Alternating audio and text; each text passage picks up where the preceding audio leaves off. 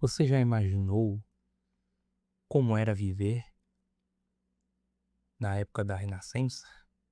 Já parou para pensar como Isaac Newton se sentia vivendo nessa época? Sabe como outros filósofos e pessoas pensantes, o que será que elas viviam na Renascença? É uma pergunta que eu tinha parado para fazer, que eu achei curioso e me deu uma ideia. A gente vai explorar a era da Renascença. É claro, o que eu vou falar, a história que eu vou contar nesse episódio não é real. Na verdade, eu nem sei se é real. Eu só sei que foi uma história que eu elaborei para servir de roteiro. Mas acredito que tanto para mim quanto para você que está assistindo vai ser algo interessante. Vamos agora nos transportar para uma época diferente. Na verdade, para uma cidade remota, a cidade de Florença, na Itália. Durante os anos finais do século XV. Durante esse tempo, vivia um homem chamado Mateu. Mateu, esse é o nome dele. Ele não era um grande filósofo, muito menos um artista celebrado.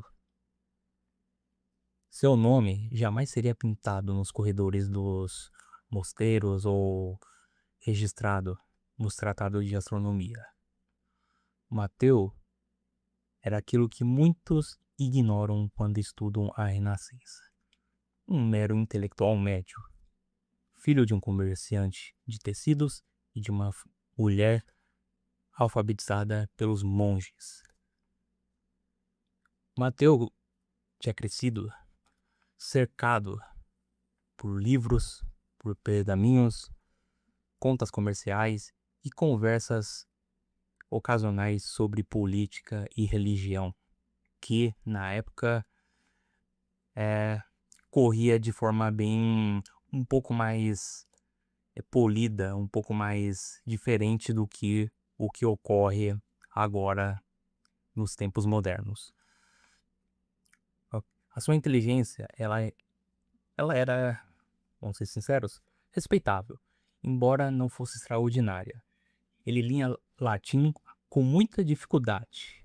Ele copiava textos com uma precisão razoável e conhecia o suficiente de aritmética para ajudar mercadores e conseguir uma renda.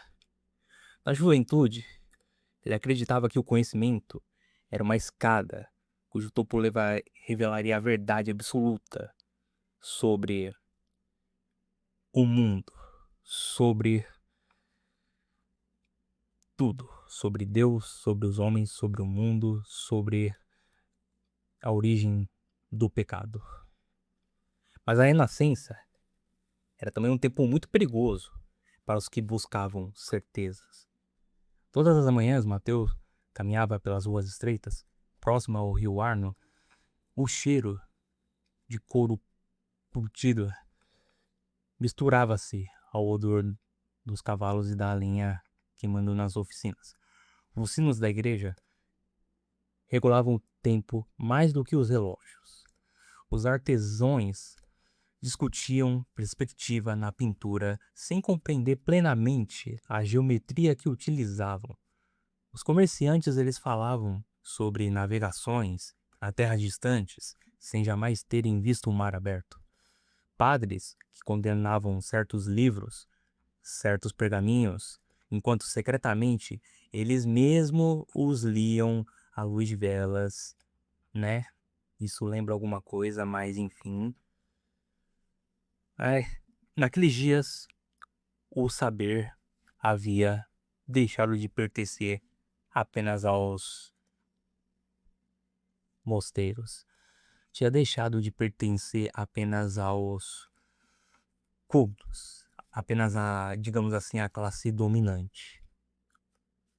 O Mateu frequentava uma pequena oficina da cópia de manuscritos perto da Basílica de Santa Cruz. O proprietário, o nome dele era Juliano, era um homem velho que tinha perdido parte da sua visão, mas tinha preservado o hábito de citar autores clássicos, como se fossem vizinhos que ficaram anos e anos distante e nunca mais se viram. Então foi ali que o Mateu conheceu textos atribuídos ao famoso Aristóteles, comentários de estudiosos árabes e fragmentos de escritos romanos recuperados por humanistas. O jovem logo percebeu algo até assustador, que os grandes autores discordavam entre si. Alguns diziam que o universo era harmônico e racional, outros, por outro lado, existiam na natureza pecadora do homem. Alguns exaltavam a razão, outros temiam que ela afastasse a alma de Deus. Mateus desde cedo começou a sentir o peso da contradição. Quanto mais ele estudava, menos absoluto lhe parecia o conhecimento.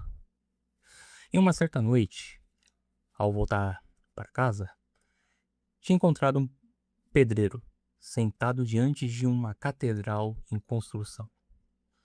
O homem estava observando os andaimes, iluminados pela lua. "O que tanto olha?" perguntou Mateus. O pedreiro olhou e respondeu: "Eu tento entender como homens tão pequenos erguem construções tão grandes." O Mateus sorriu com certo desprezo intelectual. Com matemática, geometria, engenharia, é claro, quem mais poderia ser? Nossa, mas que cara burro, ele pensou lá no fundo. O pedreiro respondeu: "Talvez, mas nenhum de nós conhece a catedral inteira. Cada homem carrega apenas uma pedra." Pareceu simples demais essa frase, demais para perceber, para merecer atenção. Mas ainda assim, Mateus levou aquelas palavras consigo, como se fossem registros para serem anotados no manuscrito, no diário. Nos anos seguintes, a cidade tinha se transformado rapidamente. Novas técnicas de pintura surgiram na época. Mapas se tornavam cada vez mais preciosos. Os banqueiros começaram a se enriquecer ainda mais, enriquecer famílias inteiras. Os estudiosos discutiam a anatomia humana quase como se desafiassem a própria criação divina. O mundo medieval começava a rachar lentamente, bem aos poucos, embora ninguém tivesse completamente compreendido essa dimensão na época. O Mateus, no entanto, sempre permanecia preso a um conflito interno, ao conflito interior. Ele desejava ser reconhecido como homem erudito, mas vivia cercados por gênios verdadeiros, muito mais inteligentes do que ele. Isso, de certa forma, para quebra o ego, né? Em tavernas e praças, ouviu-se rumores sobre artistas capazes de pintar emoções humanas com perfeição quase sobrenatural e estudiosos que dissecavam cadáveres para compreender o corpo. Comparado a eles, Mateus parecia comum, um mero curioso, um mero juvenil em sua fase de crescimento e de autoconhecimento. Essa percepção consumia ele demais. Passou a copiar livros não pelo amor realmente verdadeiro ao conhecimento, mas pela esperança de adquirir prestígio, status, porque, pegando um pouco o paralelo com a era pós-moderna, Hoje, claro, para você ser considerado alguém de alto prestígio, você tem que ter bens materiais. Você tem que ter carros, você tem que ter isso aqui, você tem que ter uma aparência de, entre aspas, alfa, entre aspas, mas essa definição de alfa foi tão deturpada que agora a gente vê essa situação que tá, mas enfim, vamos voltar por ponto, né? Pra gente não perder aqui. Basicamente, o conhecimento na Renascença é a mesma coisa que uma Lamborghini hoje representa. Status, prestígio, sinal de poder, sinal de evolução. E citava autores em conversas apenas para parecer sofisticado. Ele era aquele típico de indivíduo que se paga de intelectual, mas só fala heurística, só fala coisa que acha que tá certo, mas quando vai investigar mais a fundo não está certo. Eu sei muito bem do que eu tô falando, porque é complicado essa questão. A inteligência também é uma coisa que, assim como no pessoal assim da Renascença, tem a questão do ego, né? Então, com o Mateus não era diferente. Ele queria parecer o melhor, queria parecer o cara mais bem culto, estudado de todos os tempos. Corrigia pequenos erros gramaticais de estudantes mais jovens com uma severidade que não era necessária. O saber, antes uma busca sincera, tinha se tornado uma espécie de ornamento social. Foi então que surgiu a peste. Não tão devastadora quanto a grande epidemia do século XIX, mas o suficiente para espalhar medo, pânico e um certo caos. As oficinas começaram a fechar, os comerciantes da época fugiram, as igrejas lotaram de pessoas rezando por salvação. Mateus viu médicos discutindo causas astrológicas, enquanto barbeiros realizavam sangrias em pacientes febris. Viu homens instruindo contradizerem-se diante da morte e percebeu algo desconfortável, muito desconfortável. Que o conhecimento humano possuía limites muito menores do que imaginaria. Durante esse período sombrio, Mateus se refugiou em um mosteiro afastado da cidade. Lá ele conheceu Frei Ângelo, um monge idoso responsável pela pequena biblioteca local. Esse velho não possuía fama acadêmica, menos riqueza intelectual impressionante, mas ainda assim demonstrava uma seriedade que Mateus jamais encontraria nos estudiosos da grande cidade. Em certa tarde, Mateus perguntou: como pode permanecer tão tranquilo sabendo tão pouco sobre o mundo? O monge fechou cuidadosamente o manuscrito e respondeu: porque aprendi que o saber não foi dado ao homem para torná-lo grandioso, mas para torná-lo humilde. Mateus retrucou: ah, então quer dizer que estudar é inútil? Não, não é o que eu disse. A ignorância é uma escuridão, mas alguns carregam velas e acreditam em iluminar o universo inteiro. É então que o silêncio se seguiu. Foi mais educativo do que muitos tratados filosóficos. E ele ensinou uma verdade dura ao Mateus, que o conhecimento não é algo que vem sem nada.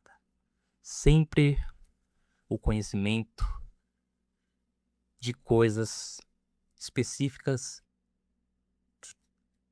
tem um preço, sempre tem um preço. E a frase desse homem descreveu exatamente isso. Meses depois, Mateus retornou para a cidade de Florença.